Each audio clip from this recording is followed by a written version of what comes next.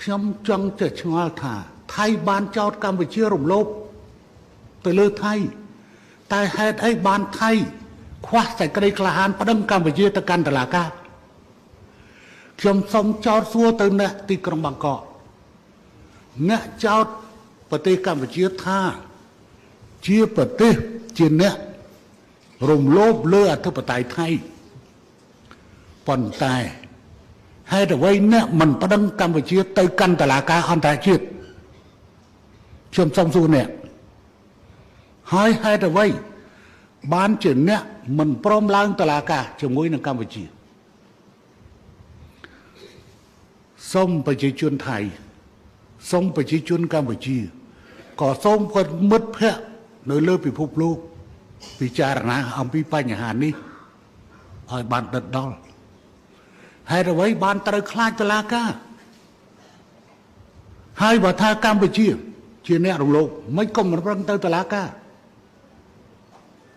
យើងធម្មតាប្រទេសមួយតែមានតុលាការមិនអញ្ចឹងបើមានអាណាមួយមិនសុខចិត្តទៅប្រឹងទៅតុលាការហើយនៅលើពិភពលោកវាមានតុលាការអន្តរជាតិមួយចុះបើខ្លួនមិនសុខចិត្តមិនក៏ខ្លួនមិនប្រឹងទៅតុលាការរឿងនេះខ្ញុំគិតថាមេដឹកនាំថៃគួរយល់អំពីបញ្ហានេះមិនគួរខ្លាចនៅអ្វីដែលជាផ្លូវច្បាប់ទេហើយការប្រឹងទៅតុលាការនេះតុលាការកាត់សេចក្តី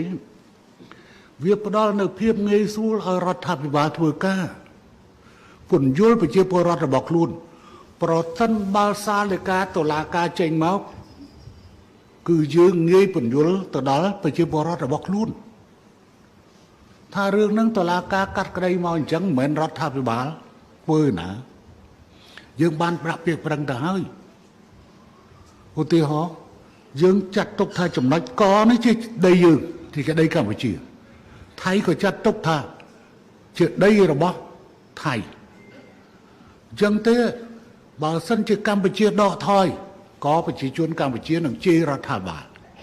ប្រសិនបើថៃដកថយក៏ប្រជាជនថៃជេររដ្ឋាភិបាលប៉ុន្តែបើសិនជាតុលាការកាត់ថាជារបស់កម្ពុជាគឺថៃក៏ងាយស្រួលក្នុងការបកស្រាយប្រាប់ប្រជាជនថារឿងនេះមកពីតុលាការកាត់អញ្ចឹងឯកម្ពុជាប្រសិនបើគេកាត់ថានឹងជារបស់ថៃក៏រដ្ឋាភិបាលងាយស្រួលក្នុងការបកស្រាយឲ្យប្រជាពលរដ្ឋរបស់ខ្លួនអញ្ចឹងហេតុអ្វីក៏ថៃ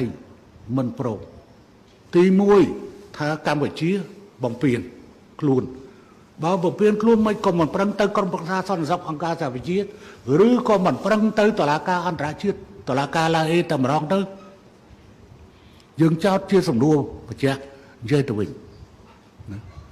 ហើយហេតុអ្វីបានខ្លួនតតចោលនៅដំណើរការផ្លូវច្បាប់